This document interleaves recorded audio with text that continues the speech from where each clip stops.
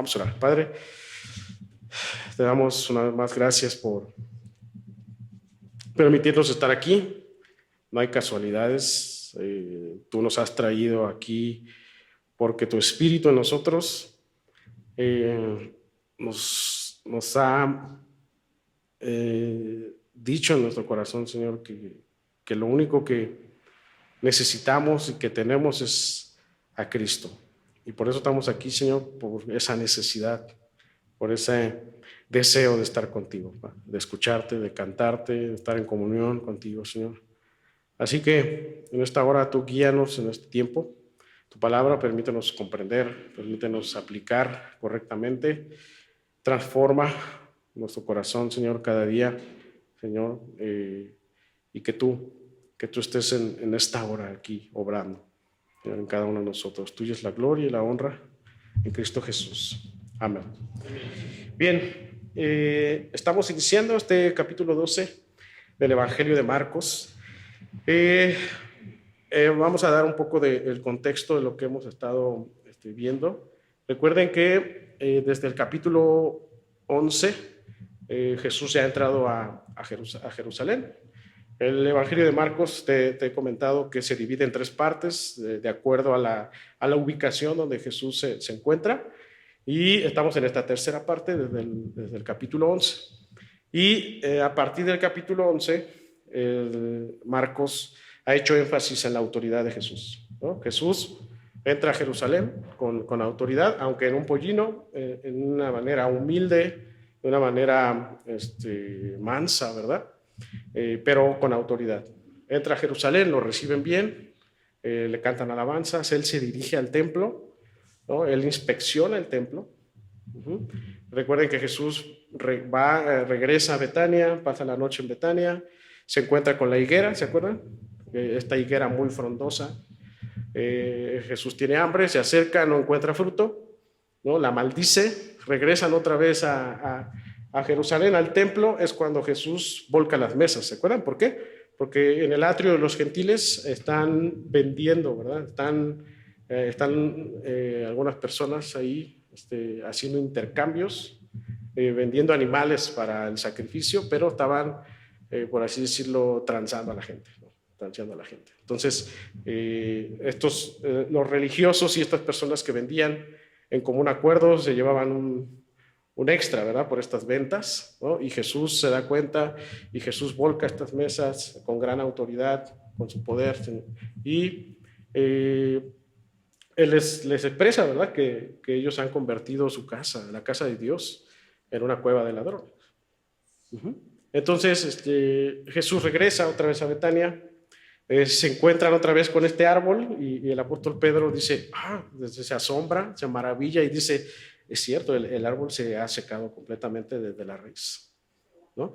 Y esta expresión todo esto que está aconteciendo también nos va a llevar hasta el capítulo 12, porque muestra también la situación de Israel.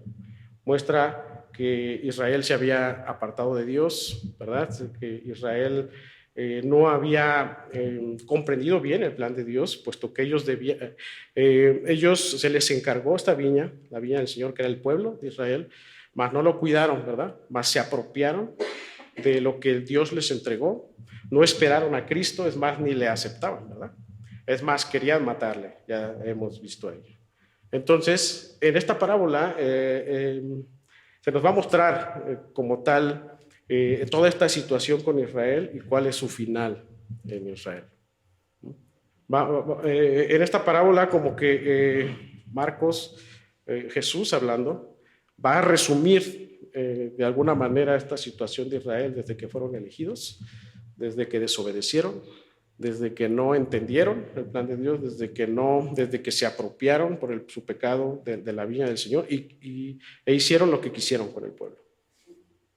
Entonces, vemos también que Jesús regresa a Jerusalén y me encanta porque el pasaje anterior vimos que este regreso no fue para debatir, ¿verdad? No fue para pelear con los religiosos, sino decían los pasajes paralelos que era para enseñar, que era para predicar el evangelio, ¿no? Entonces choca con los religiosos, obviamente ahí en el templo.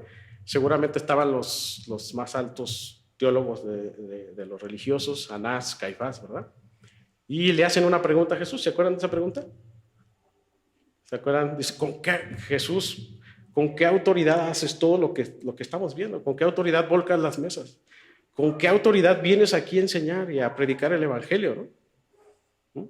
Y Jesús les dice, bueno, les voy a responder, y les responde con otra pregunta, ¿no? Y saca a Juan el Bautista, y Jesús les dice, bueno, Juan, ¿venía del cielo o venía de los hombres? ¿no? La autoridad de Juan, ¿venía del cielo o de los hombres?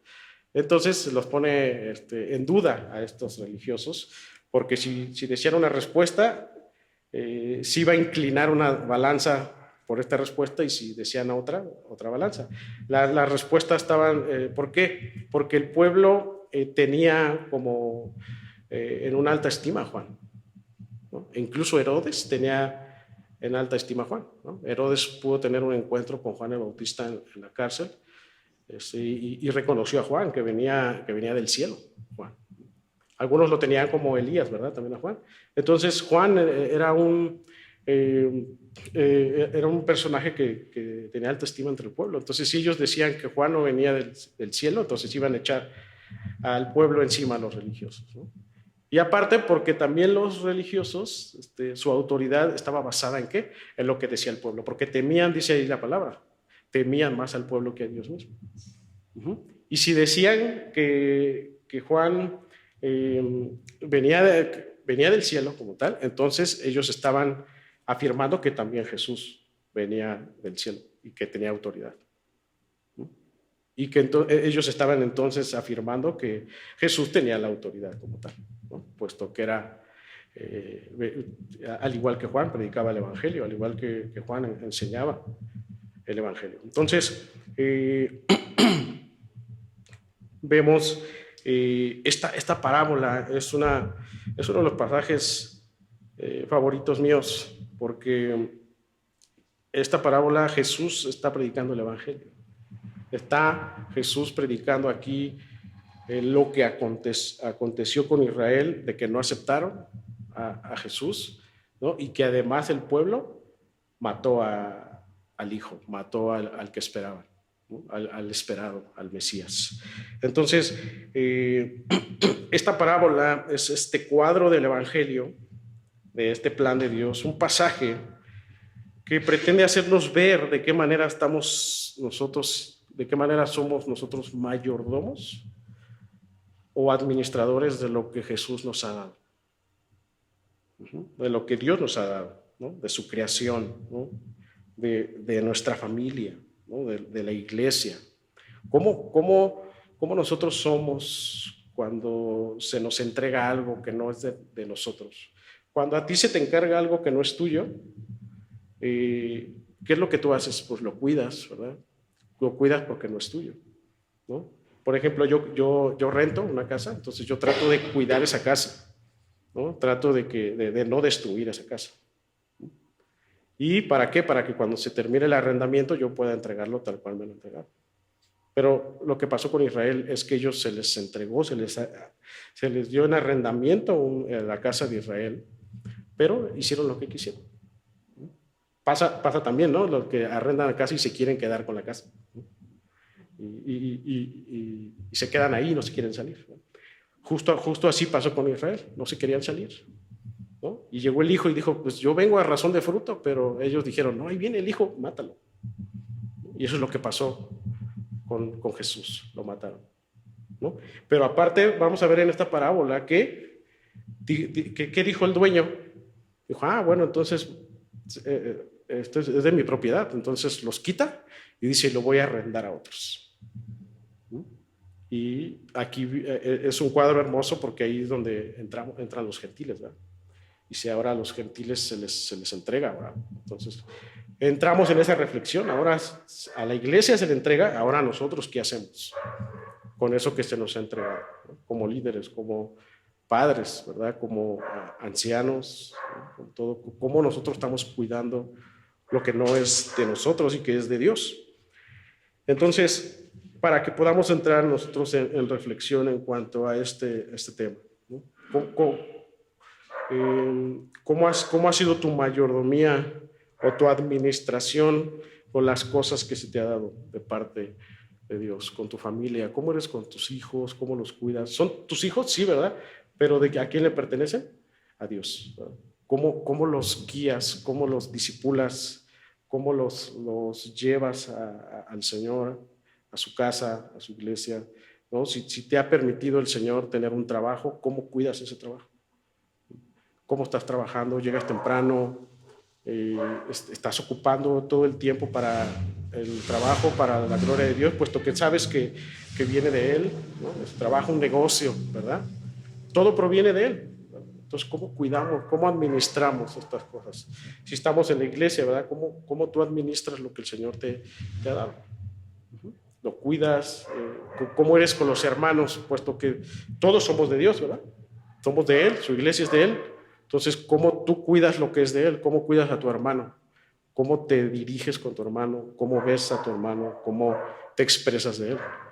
Entonces, para que podamos entrar en esa reflexión. Así que vamos a entrar al primer versículo y dice así, sígueme con tu vista, dice: entonces comenzó Jesús a decirles por parábolas. Un hombre plantó una viña, la cercó de vallado, cavó un lagar, edificó una torre y la arrendó a unos labradores y se fue lejos. Entonces, vemos aquí que después de esta confrontación con los religiosos, con los teólogos más prominentes, ¿verdad?, de Jerusalén, ellos pues ya no supieron qué hacer, tal así que pues que dejan a Jesús, ¿no? Y entonces Jesús sigue enseñando ahí en el templo y va a enseñar a través de esta parábola, ¿no? Y es probable que a lo mejor estos religiosos o algunos se quedaron ahí a escuchar esta parábola y él comienza diciendo, antes recordarte que una parábola es un relato, un relato figurado en donde se muestra una analogía o donde se muestra una verdad como tal, o una semejanza de una enseñanza real. Y aquí entonces Jesús, a través de esta parábola, quiere comunicar en un sentido figurado una situación real, ¿no? Sobre todo la situación de Israel con el Hijo, ¿no? Y cómo Israel iba a ser tratado de acuerdo a cómo vivió o a cómo recibió este encargo. Y él comienza diciendo que un hombre plantó una viña, ¿no? Jesús utiliza como ilustración una viña. Bien sabemos que este es un árbol, ¿verdad? El árbol de uvas. La viña es un árbol de uvas. Este árbol, Jesús utiliza este árbol porque era muy común ahí en Palestina, en el lugar donde estaban, era muy común ver viñedos. Y tal así que la vid era la base, parte de la base de la economía de la región, ¿no? Por lo tanto, Jesús intencionalmente les habla de esta actividad porque ellos pues ya conocían cómo era el proceso de la obtención del jugo, la obtención del vino. Entonces, ellos a través de este ejemplo podían también comprender lo que Jesús quería comunicarles en esta parábola, ¿no? Y entonces Jesús detalla la manera en cómo este hombre preparó su viña. Dice que este hombre hizo todos los preparativos para plantar una viña. Entonces, ¿cómo lo hizo? Dice enseguida, la cercó de vallado. O sea, plantó una viña y la cercó de vallado, ¿no? Este vallado normalmente era como un muro de piedra que se ponía alrededor. O también este vallado, también algunos lo que hacían era poner algunos arbustos para delimitar lo que era la región del viñedo. Entonces le puso un vallado. ¿Para qué sirve un vallado? Pues para protección, ¿verdad? Para proteger, ¿no? Proteger de los animales, proteger de las personas, para delimitar la región. Entonces, vemos aquí que este hombre pues le quiso dar protección a su viñedo. Y luego dice cavó un lagar. Dice, luego cavó un lagar.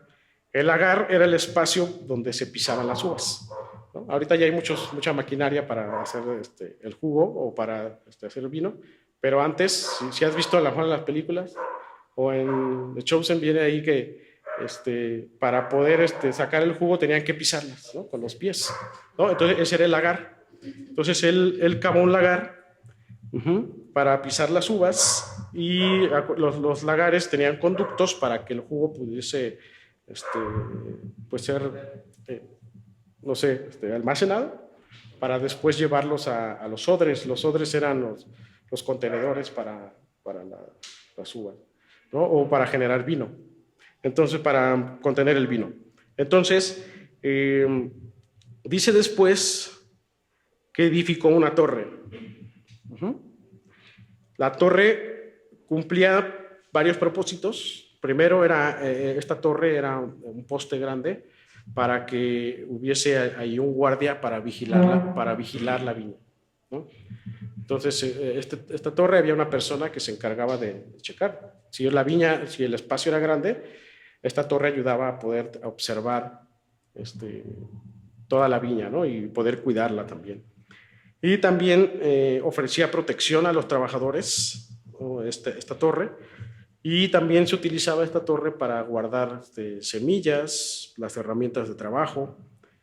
Pero al final dice que la arrendó a unos labradores. O sea, este hombre la preparó, la aseguró, o sea, puso todo bien. Y entonces le dijo a unos hombres, le dijo, te la rento, ¿no? Te la rento, y dice ahí que se fue lejos. Este hombre se fue lejos. Entonces esta viña la encargó, ¿no?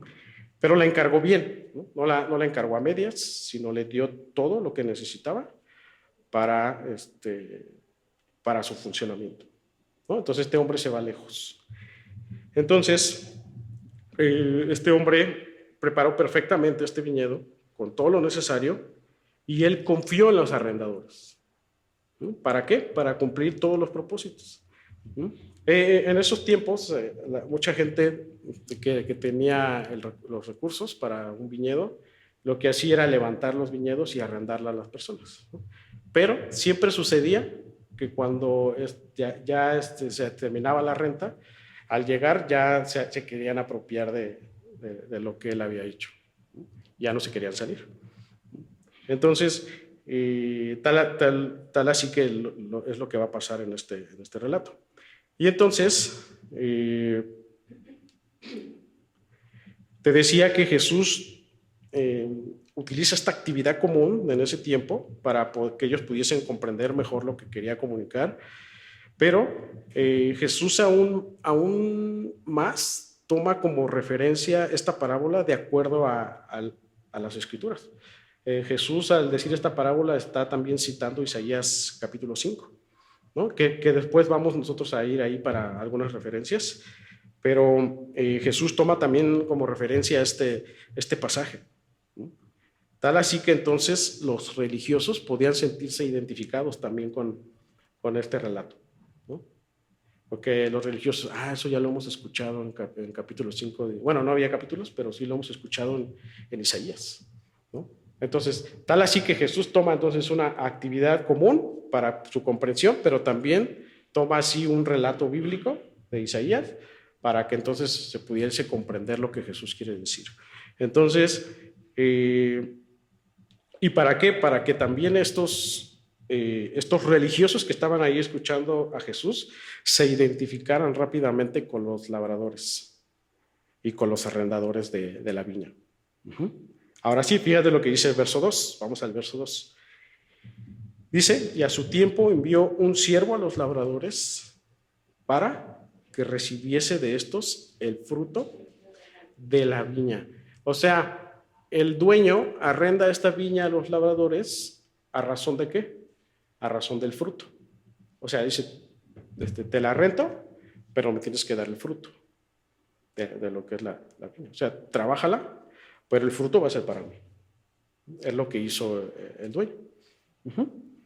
Entonces, todo esto era el propósito del dueño de arrendar era para que le entregaran los frutos a él.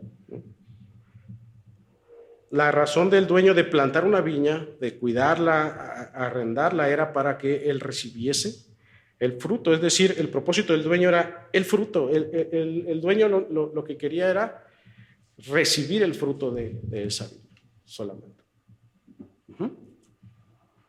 Para esto, este dueño plantó, para esto el dueño cercó, cavó, edificó, arrendó. Me encanta porque todos estos verbos hacen alusión ¿a quién? Al dueño. El Señor, el dueño plantó, el dueño cercó, el dueño cavó y el dueño edificó. ¿Vemos alguna acción aquí de los arrendadores? No, ¿verdad? Entonces los arrendadores solamente ¿qué tenían que hacer? Administrarla bien y trabajarla bien para producir fruto y el fruto entregárselo al dueño. Todo el trabajo lo hizo el dueño. Ellos solamente tenían que administrar lo que el dueño les había dado. Y esto es lo que pasa con nosotros, ¿verdad? El Señor hace todo el trabajo. El Señor hace toda la obra en cada uno de nosotros. ¿Qué tenemos que hacer? Administrar bien, ¿verdad? Estas cosas que el Señor nos ha entregado. Permanecer solamente. Dice Juan capítulo 15, ¿verdad? Permanecer en mí y yo en vosotros. Separados de mí nada podéis hacer. Entonces, ¿qué hacemos nosotros como iglesia, ¿verdad? Solamente permanecer, ¿no? Y ser buenos mayordomos, ser buenos administradores. ¿Quién es el que hace toda la obra? El dueño, ¿verdad? El Señor. Él es el que planta. Él es el que cerca, nos da protección, nos da seguridad. Él es el que cava el lagar, Él edifica y Él arrenda lo que es suyo. Comúnmente también el dueño los capacitaba para cuidar su viña, ¿no? Y te decía, me encanta mucho porque no vemos ninguna participación aquí de los arrendadores, no vemos ninguna participación como tal de otra persona. El dueño hizo todo y los arrendadores solamente tenían que administrar bien, tenían que dar cuentas bien y dar resultados a razón de ¿qué? A razón de fruto. Y dice Juan 15, si tú permaneces, ustedes son, dice el Señor, ustedes son los pámpanos. ¿Y qué hace un pámpano? Pues nada más espera, nada más permanece, ¿no? Necesita de la vid, ¿verdad? ¿Para qué? Para producir fruto. Para producir fruto. ¿Y la vid quién es? Cristo es la vid verdadera. ¿Qué necesitas tú para dar ese fruto que se espera para el dueño? Permanecer en Cristo, estar en Cristo, vivir para Cristo, rendirte a Cristo. Lo único que tú necesitas. No necesitas pasos, quintos pasos, sextos pasos. No, tú necesitas permanecer únicamente en Cristo, Cristo Jesús. Y entonces cuando tú permaneces, el fruto llega solo. El árbol no se esfuerza en dar fruto, ¿verdad? El árbol está plantado nada más. No vemos al árbol pujar para dar fruto. El árbol solamente necesita esperar para dar fruto. Entonces, el dueño hace todo. El dueño se encarga de todo. El dueño nos da su espíritu. Y en su espíritu nos da sabiduría para poder administrar, para poder nosotros ser guiados a esa permanencia que necesitamos en Cristo. Entonces, dice después que mandó a un siervo, ¿verdad? Mandó un siervo, y este siervo representa a estos profetas que fueron mandados por Dios mismo en el Antiguo Testamento. O sea, el Señor mandaba profetas, ¿sí? Y estos profetas hablaban de parte de Dios, ¿sí? Y estos profetas decían, arrepiéntanse, le decían al pueblo, arrepiéntanse, vuélvanse a Dios. Vemos a Oseas siempre decir, por favor, arrepiéntanse, ¿no? El Señor los va a destruir, porque Dios le había dicho a Oseas, voy a destruir este pueblo porque está llegado a ídolos. Y Oseas, muy desesperado al pueblo, le decía, por favor, arrepiéntanse, vuélvanse a Dios, ¿no? Pero ¿qué pasaba? Pues no hacían caso a los profetas. Y este primer siervo, representa a estos profetas que fueron enviados, pero que el pueblo no hizo caso, no les hizo caso, ¿verdad? Incluso algunos profetas mataron también, por lo mismo. ¿Se acuerdan de esta situación con Elías? Cuando mataron a todos los profetas, ¿y quién quedó? Solo Elías, ¿verdad? Y Elías se encuentra y va a tener un confrontamiento con los profetas de Baal, ¿verdad? Y ahí es cuando sucede algo sobrenatural, ¿verdad? Cuando el Señor envía fuego. Pero vemos, por eso me encanta este pasaje, porque nos muestra toda la historia en 12 versículos. Y entonces, ahora sí, mira, fíjate, vamos a revisar Isaías 5.2. Acompáñame a Isaías 5.2.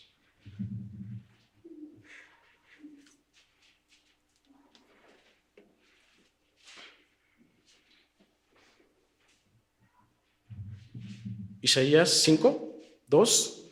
Vean cómo se entrelaza esta historia. Jesús obviamente está citando Isaías 5. Y vean, nos da más información Isaías 5.2, que dice: la había cercado y despedregado.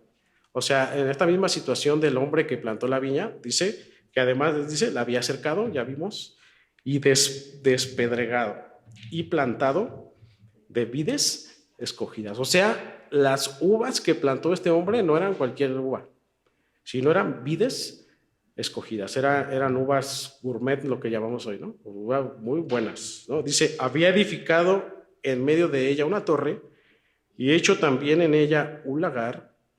Y fíjate lo que esperaba el dueño. Dice: esperaba que diese uvas, y dio uvas silvestres. El dueño, al arrendar esta viña, él esperaba las mismas uvas que él plantó, son las mismas que esperaba. Pero cuando regresaba, ¿no?, lo que encontraba era uvas silvestres. Y las uvas silvestres, o los frutos silvestres, son frutos ásperos, son frutos agrios. Y esto es lo que hizo Israel. Dio fruto, pero agrios. Dieron frutos, pero de mala calidad. Frutos silvestres. Esto fue lo que encontró el dueño, según Isaías. ¿Y por qué se dieron uvas silvestres? Ahora, Isaías es un contemporáneo de Oseas. Ahora vamos a Oseas 10. Oseas 10, del 1 al 2.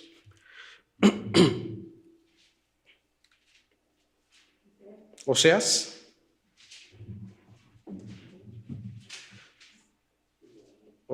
capítulo 10, versículo 1 y 2.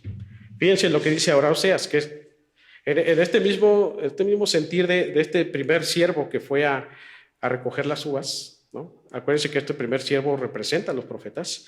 Y dice: Israel es una frondosa viña que da abundante fruto para sí mismo. Vean, Isaías dice que dio frutos, ¿qué? Silvestres, o sea, frutos agrios, frutos malos, que son dañinos, ¿verdad? Y Oseas dice que ellos dieron fruto, pero para sí mismo. ¿Para quién? Según Marcos, ¿para quién debían ser los frutos? Para el dueño, ¿verdad? Pero el problema está aquí, de que Israel dio fruto para ellos mismos. Y dice: conforme a la abundancia de su fruto, multiplicó también los altares. Es decir, ellos dieron frutos para sí mismos, pero a sí mismo multiplicaron sus altares. ¿A quiénes? Fíjate lo que dice: conforme a la bondad de su tierra, aumentaron sus ídolos, ¿no? O sea, dieron frutos para sí mismo, y así mismo ellos aumentaron altares para sus ídolos, ¿no? Y me encanta más el 2, porque aquí muestra ya la situación real de Israel, la causa por el cual dieron frutos silvestres, la causa por el cual ellos dieron frutos de mala calidad, frutos agrios y ásperos. Dice: ¿por qué? Porque está dividido su corazón. Está dividido su corazón. Dice: ahora serán, aquí está la consecuencia, ahora serán hallados culpables. Jehová demolerá sus altares, destruirá sus ídolos.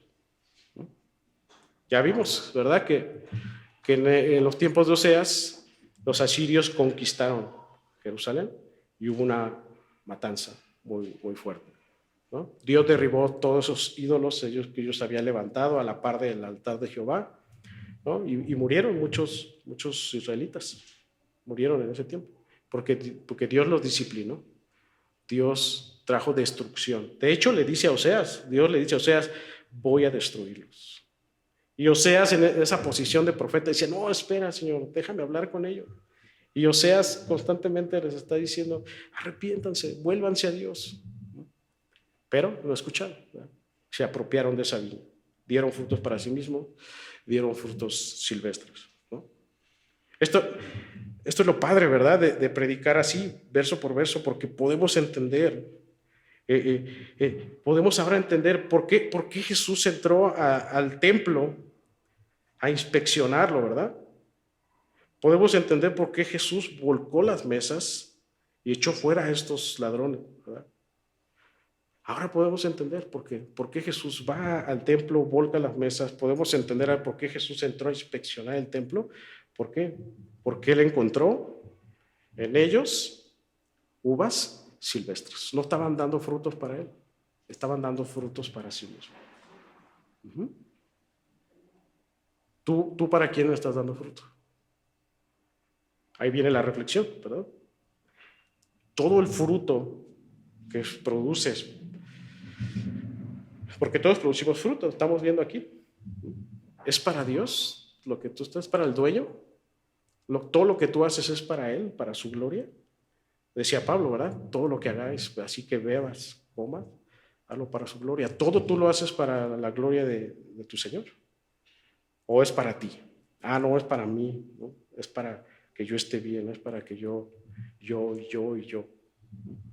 ¿Para quién estás dando tu fruto?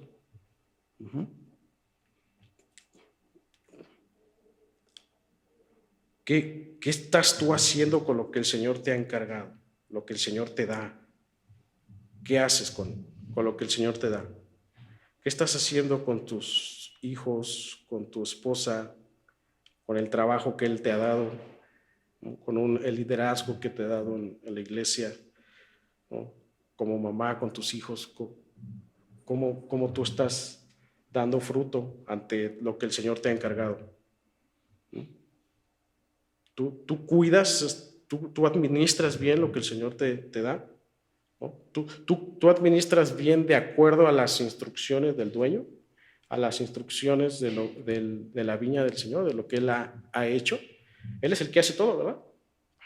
Él pone instrucciones, Él pone un plano, un diseño, y nos entrega el diseño y nos dice, te encargo,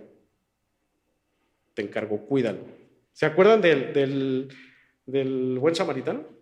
Cuando le dice al de una cárcel, cuídamele, ¿verdad? O sea, te lo entrego, tú cuídamelo porque es mío.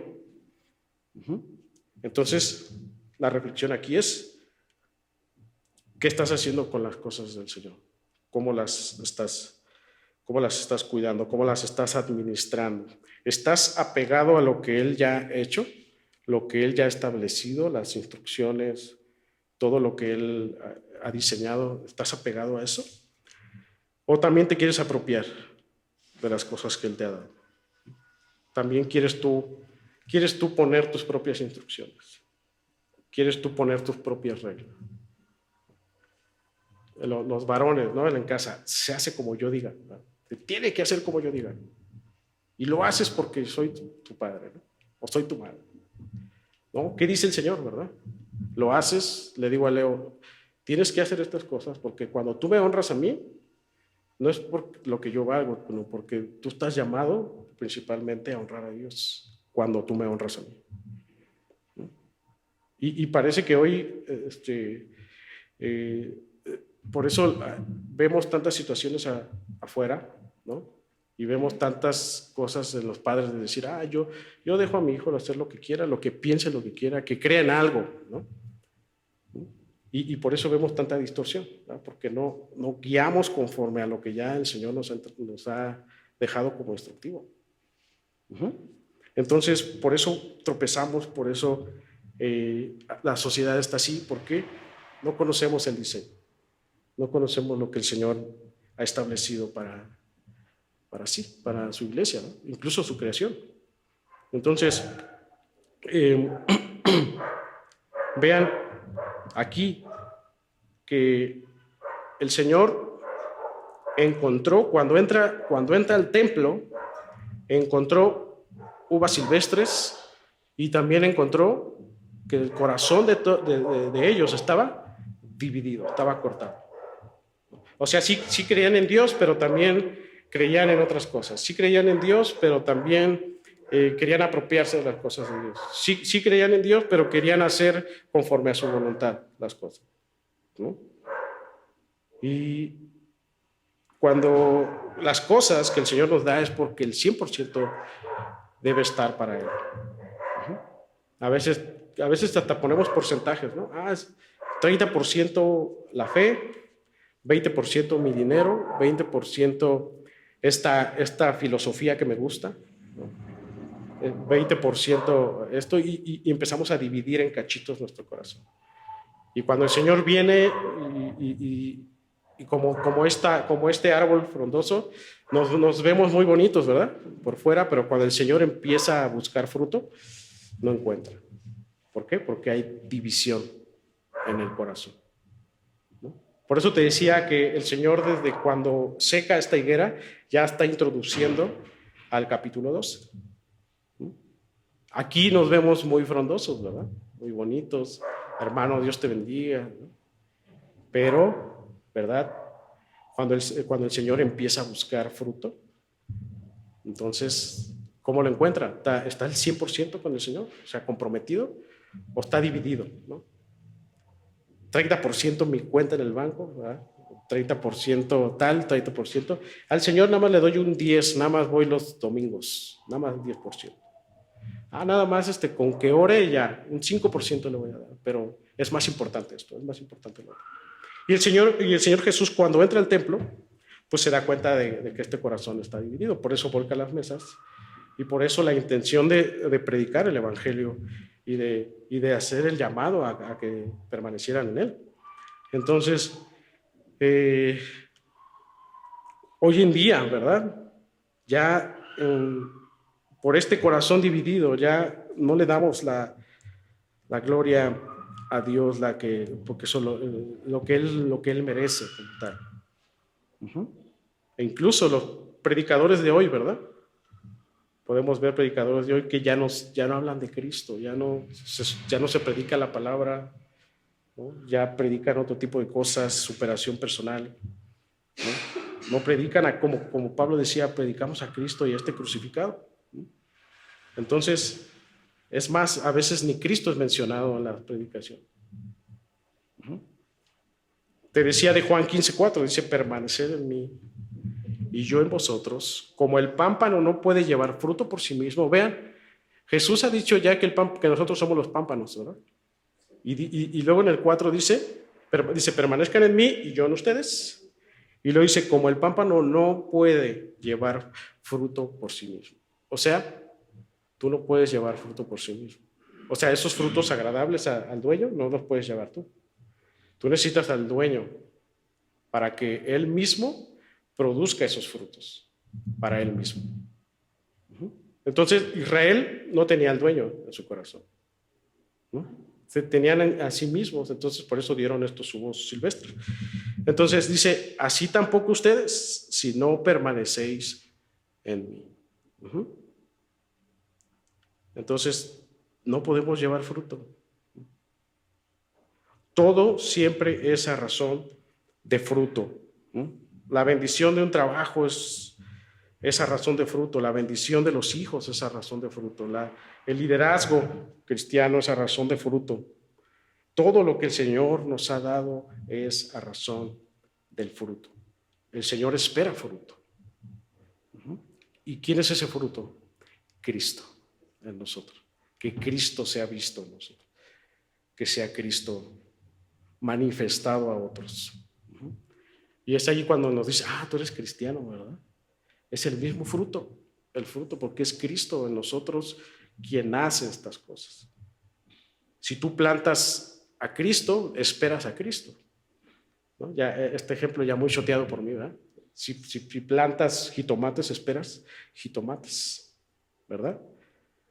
Si tú plantas a Cristo aquí, la semilla, ¿verdad?, de su palabra, esperas que ese fruto sea Cristo mismo. Y entonces el Padre, el dueño, es agradado por eso, porque tú estás dando frutos de Cristo. Cristo se va mostrando en nosotros. Entonces la pregunta ahora es, ¿estás mostrando a Cristo?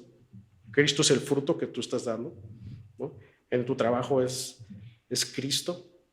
Es Cristo trabajando para Cristo mismo, para el dueño, ¿no? En mis clases yo a veces digo, entro a clases y no tengo ganas, ¿verdad?, de dar clases. Dije, ay, otra vez los alumnos, ¿no? Pero ya el Espíritu viene, no, es para Cristo, esto es lo que voy a hacer, ¿no? Y lo voy a hacer porque lo quiero hacer para tu gloria, Señor, ¿no? Guíame, Señor, dame fuerzas para hacerlo. Las autoridades, mis directores, ya les comentaba que mis directores son bien difíciles, ¿no? Bien difíciles, y cualquier cosita pues te hacen observaciones. Yo soy, Señor, ayúdame a que lo que yo responda sea de Cristo mismo. Lo que yo responda a algo que me quieran decir, que sea Cristo en mí y mostrando a Cristo. Entonces, ¿tú qué fruto estás dando? ¿Es tu propio fruto? ¿Es tu propio fruto silvestre? ¿Qué pasa cuando sale el fruto silvestre de nosotros? Viene nuestro jefe y te dice, ¿tienes que hacer esto? Nuestro fruto se enciende, ¿verdad? Y queremos hacerlo a nuestra manera y empezamos a tener problemas, ¿no? Empezamos a decirle a otros, no, vamos a quitar a ese director, ¿no? Vamos a hacer esto, vamos a hacer lo otro. El fruto silvestre es todo aquello que no agrada a Dios. El fruto de vidas escogidas es todo aquello que sí agrada a Dios. Si Cristo está plantado en nosotros, en nuestro corazón, Cristo se tiene que mostrar a otros. Si Cristo está plantado aquí, Cristo se tiene que mostrar a otros. De lo contrario, dice Oseas, está dividido, está en cachitos nuestro corazón. Porque de ser así, entonces el que esté dividido, entonces pues no hay en nosotros la suficiencia del Señor, ¿verdad? Él no ocupa el 100% de nuestro corazón. Seguramente, como decía Oseas, probablemente hay ídolos todavía en nuestro corazón. Los israelitas tenían a Dios de un lado en su corazón y del otro lado tenían a Baal, tal así que levantaron altares a los dos, ¿verdad? Entonces, ¿cómo está tu corazón también? ¿Cómo está dividido tu corazón? ¿O está totalmente tu corazón para Cristo, para el Señor, para darle la gloria a Él? Entonces, reflexiona en eso.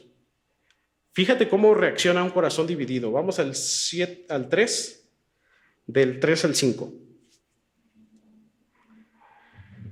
Fíjate el corazón dividido, continuando con la parábola, dice, mas ellos, hablando de los arrendadores, ¿qué pasó antes? Vino un siervo, ¿verdad?, para las cuentas, y luego dice, tomándole, le golpearon y le enviaron con las manos vacías. Dice, como diciendo, ¿qué haces aquí? Lo golpearon, ¿no? Lo enviaron con las manos, dice, aquí no tienes que venir a pedir uvas. Lo mandaron vacías y dice, volvió a enviarles otro siervo. O sea, el dueño dijo, no aceptaron a este siervo, bueno, voy a enviar a otro siervo. Y luego, fíjate lo que hicieron, pero apedreándole, le hirieron en la cabeza y también le enviaron afrentado. 5, volvió a enviar a otro y a este mataron. Y a otros muchos, golpeando a unos y matando a otros. Vean en los 3 casos que el dueño enviaba a siervos, algunos golpearon, algunos apedrearon, ¿no? Ya el tercero, pues ya algunos mataron. Y esto es lo que hace un corazón dividido.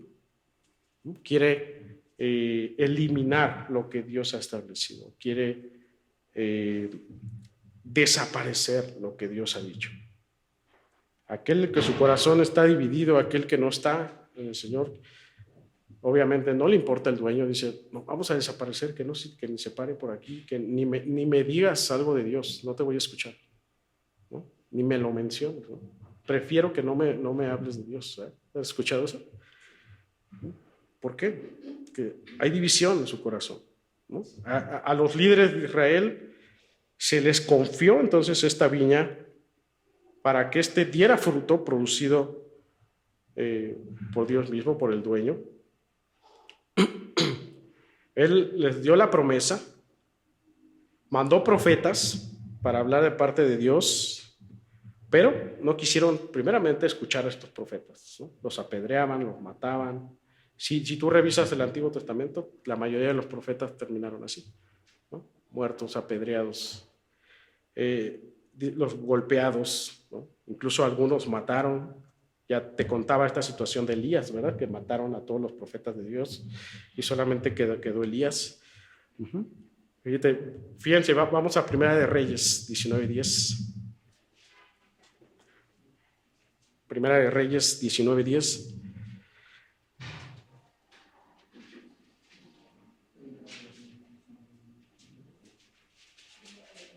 Primera de Reyes 19:10.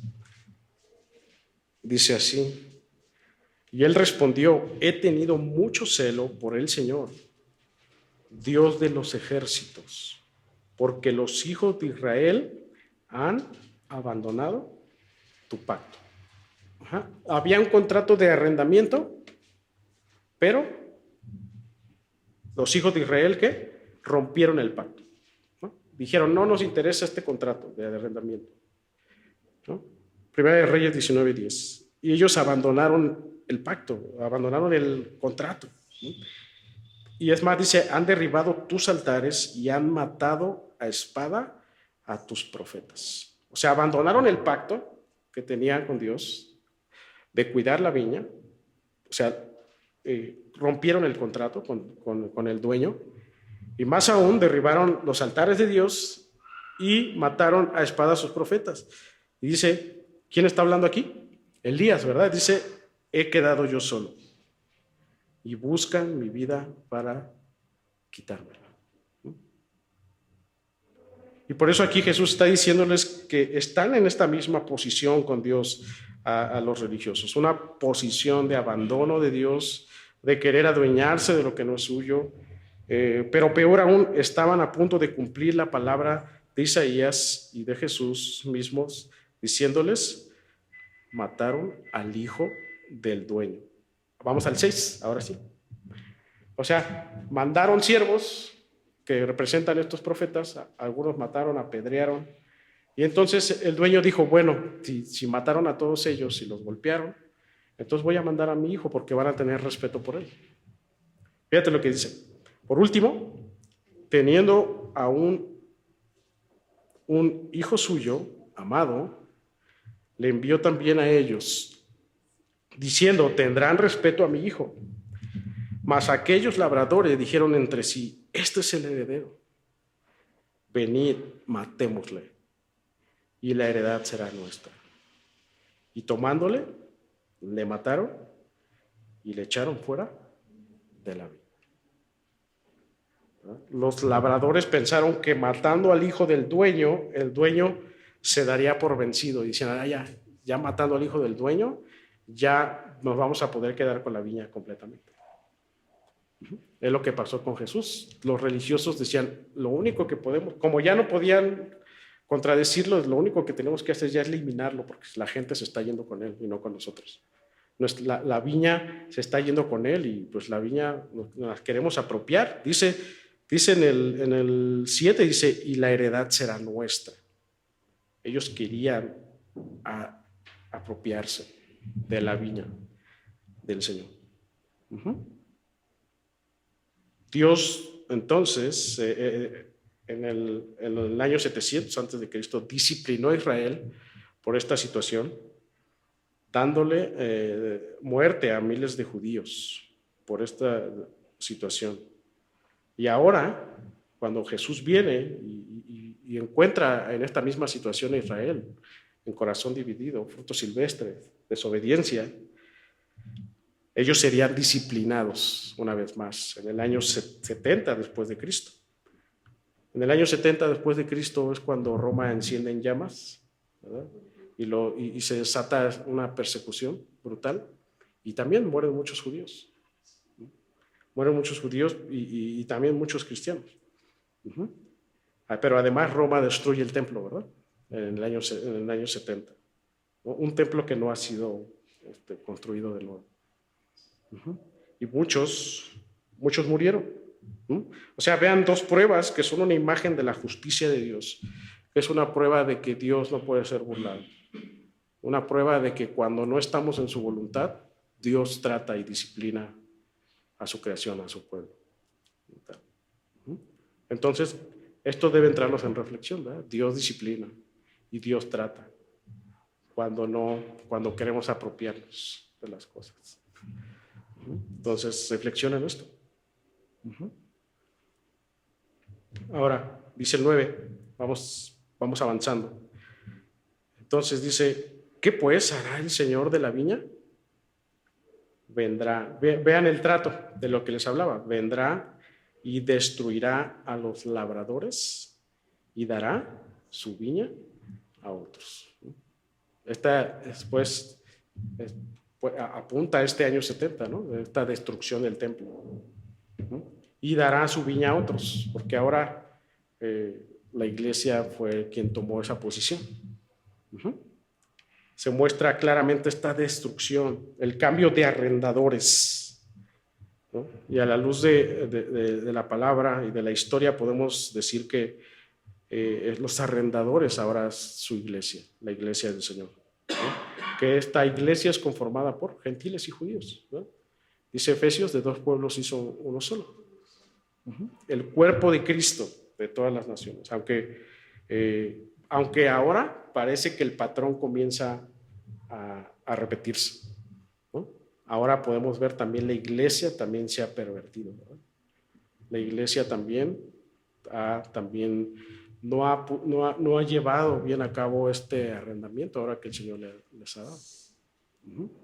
Vemos una constancia, ¿verdad?, en las cosas del Señor. El pueblo muy obediente, y de repente hay un periodo donde cae, ¿verdad? Y otra vez, así. No va a ser hasta cuando venga el Señor, ¿verdad? Que venga por su iglesia y la arrebate y se vaya con ellos al lugar celestial. Pero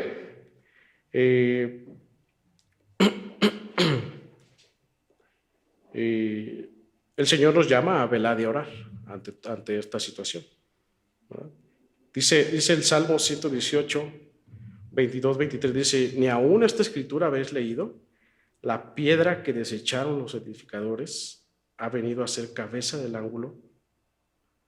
El Señor ha hecho esto y es cosa maravillosa a nuestros ojos.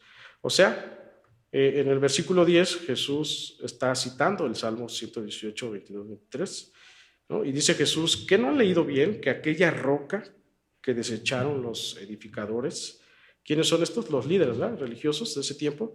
Dice, ahora se ha convertido en la piedra principal, dice, y esto ha hecho el Señor y es cosa maravillosa a nuestros ojos.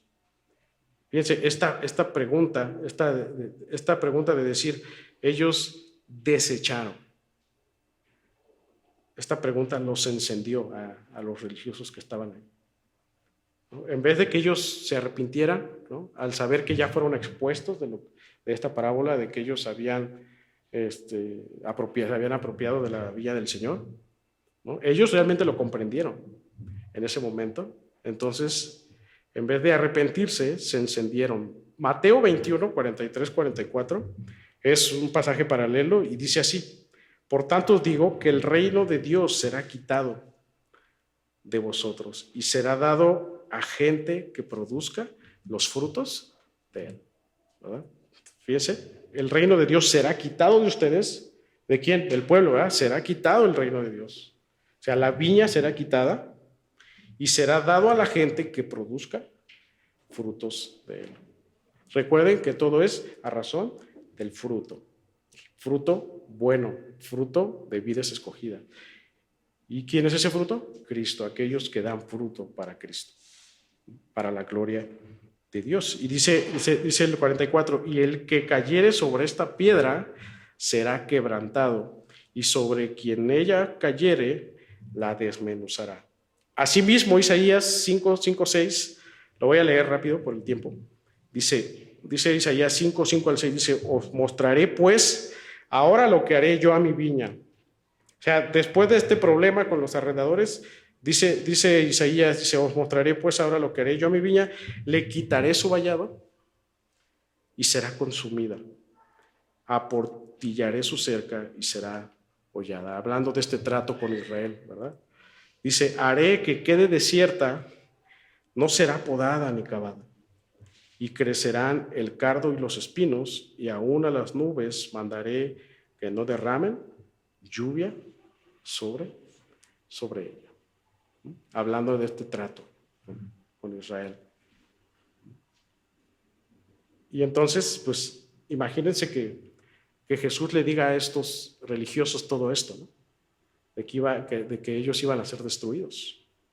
Imagínense que la situación de los religiosos cuando Jesús les dijo, ¿saben qué? Van a quedar desérticos ustedes.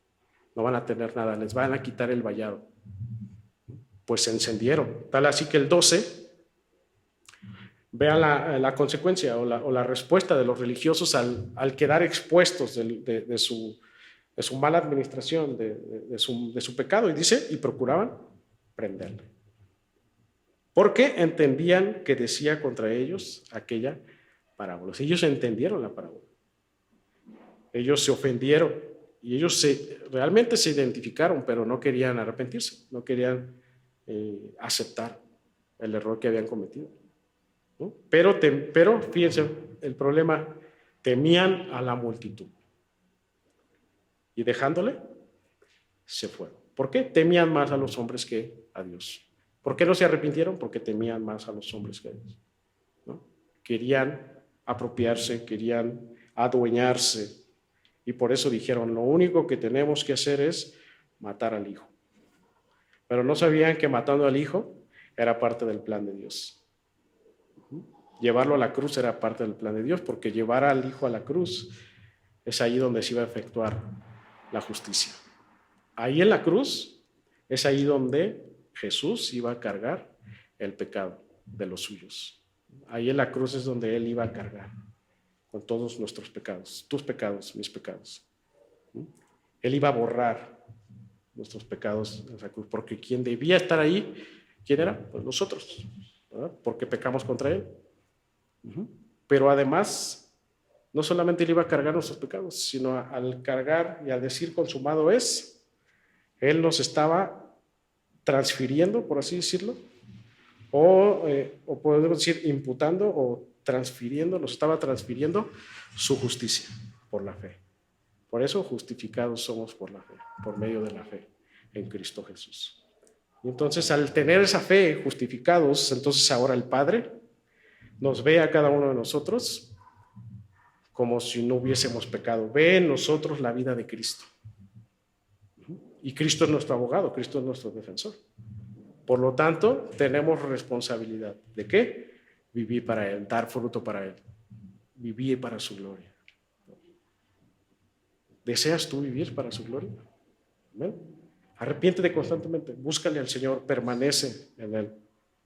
¿Crees que Él te ha salvado? ¿Crees que Él ha muerto por ti? ¿Crees que Él llevó tus pecados en la cruz? ¿Sí? ¿Amén? Entonces, ríndete a Él. Vive para Él, para su gloria. Empieza a dar frutos para Él.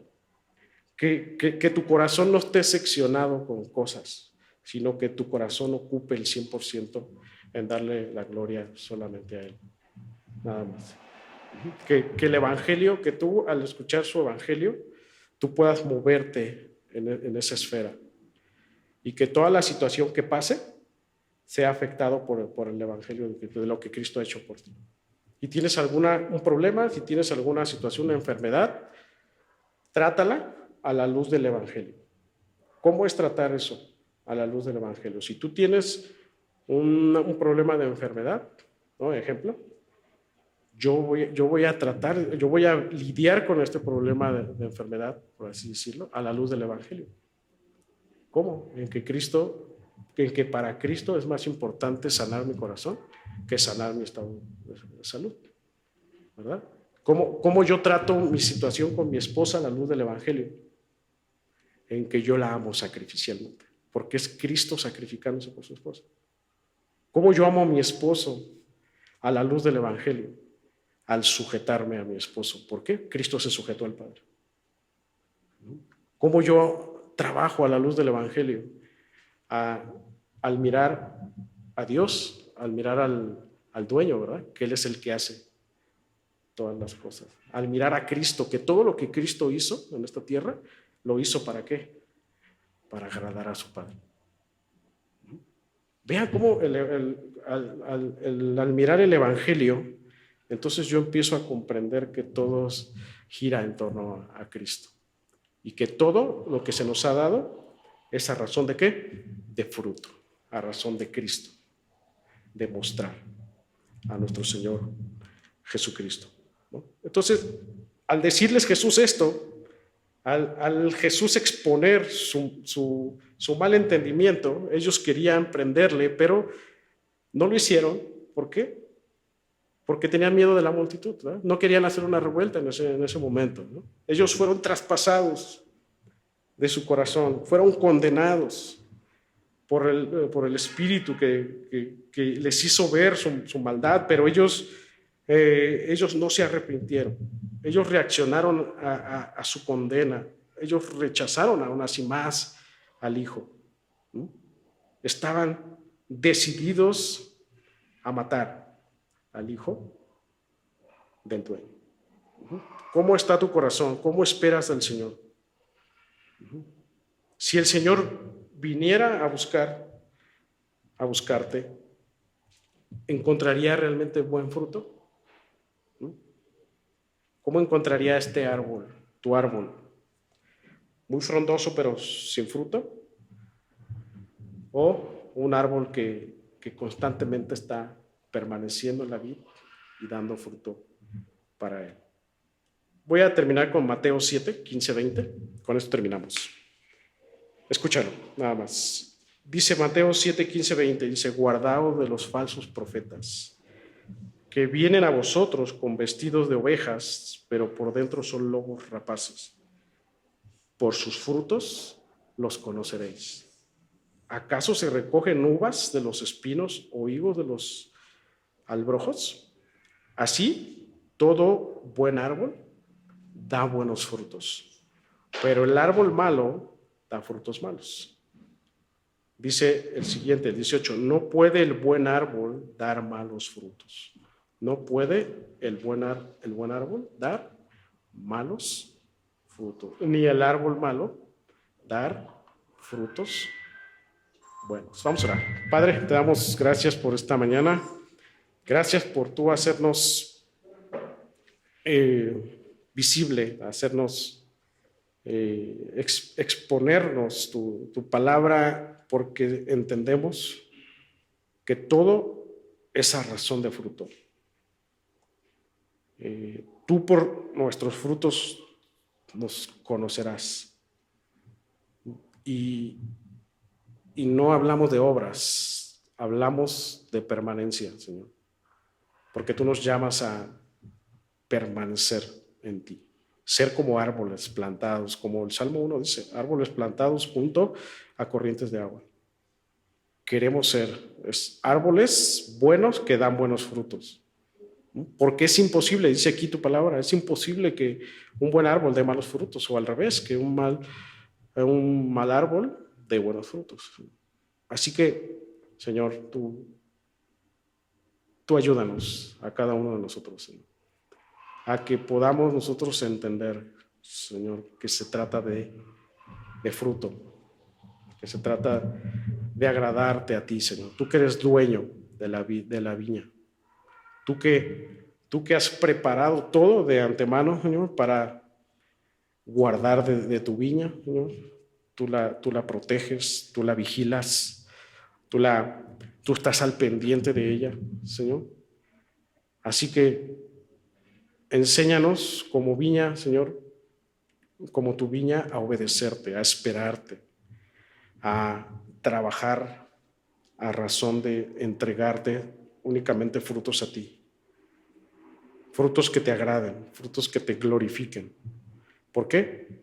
Porque este fruto es de aquello que se sembró, Cristo en nosotros, Padre. Gracias por todo lo que tú haces, Señor. Ayúdanos a mostrar a Cristo en todos lados, en todos lugares, Señor.